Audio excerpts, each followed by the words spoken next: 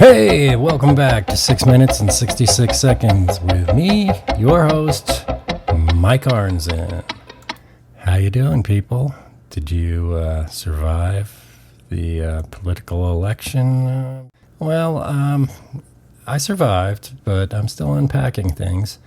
I bet you are too. I don't want to go off on the election or talk politics very much in this podcast. That is not the purpose of this. If this is your first time listening, the purpose of this is actually a little sketchy. 6 minutes and 66 seconds is my chance to talk about issues related to culture and the horror genre predominantly, and to share my creative writing, which is often dark and silly. But I was going to talk about politics, and every time I tried to record it, I would go off on a tangent that lasted 20 minutes and went nowhere. So I'm just going to silence that and give you two kind of points really quickly. The first is that if you're wondering who I vote for or what party I belong to, those are not what guide my decisions. I base my political choices on education policy. I believe that a candidate that supports education will lead to let's just say, a smarter citizenry where people are educated. They know what questions to ask. They know how things work and how they might work better. And they aren't fooled by sales techniques that prey on their emotions or whatnot. Education is the one thing that can actually improve the political system. So if you are disheartened by what's happening in your country, part of it might be that voters are not supporting education as strongly as they could be. The second thing I wanted to say is that there's a strong sense of what I would call alienation happening in our country, in this two-party system that we have in America. I think both sides are voting based mostly on how they feel alienated, that they feel like the government's detached from their everyday life, or they feel like the government should be paying more attention to others.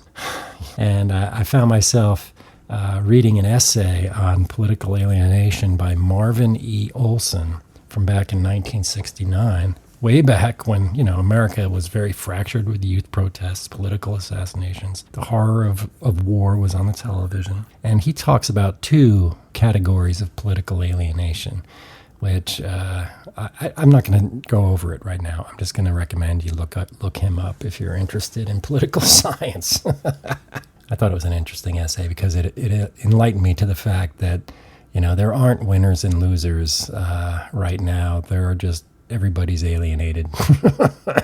And the results of the political election are a result of that alienation, perhaps. Okay. Last episode, I ran a contest, and I have some good news. There was a backmasked message, and I said that the first person who was able to figure out what was being said backwards and emailed me the answer would win a free copy of a book called The Terror at Miskatonic Falls. Well, that winner is Rick Fleck. Ironically, he runs Rick's Rock Shop on Wave Radio Boston, which I mentioned last episode.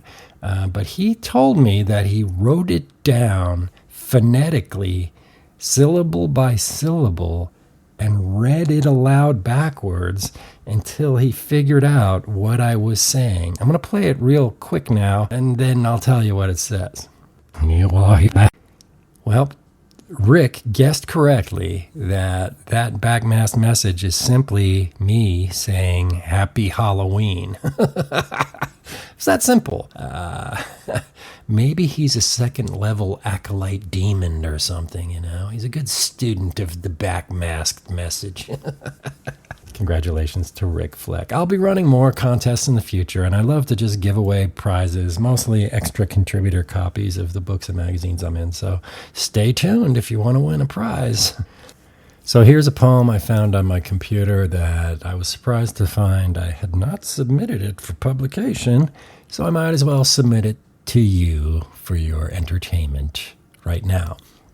It's called Texas Chainsaw Massacre, The True Story. They say that Texas Chainsaw is a true story, and it is, but not because it's based on Ed Gein, who flayed his victims and wore their skin, among many other unfashionable choices. No, I know it's true from experience. I know because I now confess, was the killer. No, I didn't use a saw. My deadly machine of choice was a simple machine gun, and I mowed that cannibal family down when they were gathered round the dining room table. Sometimes I thought, the meal isn't on the plates. Sometimes it's just resting lopsided and bloody on the chairs. Leatherface wasn't there. He was in the barn, trying on a new costume. I watched him dance to the hum of his blade once before I watched him dance again to the tempo of my bullets piercing his skin. No protection from that proverbial sword he lived by and died by. But oh, the souls I consumed. The ones in their bellies. The both of them combined in mine. Oh, the dinner I had. It was a massacre. True story.